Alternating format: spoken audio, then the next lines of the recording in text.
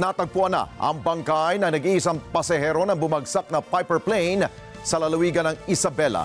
Report mula kay Erwin Temperante.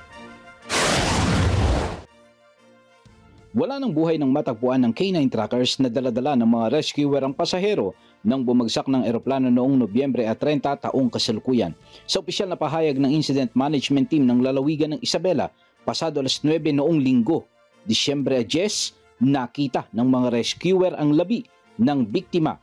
Halos 200 metro lamang ang layo kung saan bumagsak ang eroplano.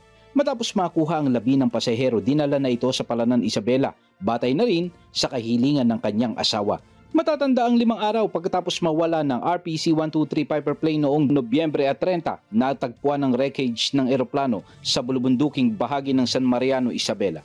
Makalipas ang 2 araw o noong December 7, narating ng mga rescuer ang bumagsak na eroplano at sa kasamaang palad, patay na ng matagpuan ng piloto nito habang wala sa lugar ang nag-iisang pasahero na kalaunan natagpuang wala na ring buhay.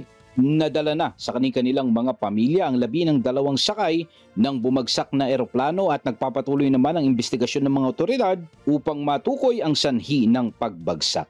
Mula sa lalawigan ng Isabela, Erwin Temperante. Para sa Mata ng Agila, matatag, matapang, matapat. Maraming salamat sa inyo pong pagsubaybay sa Mata ng Agila Primetime.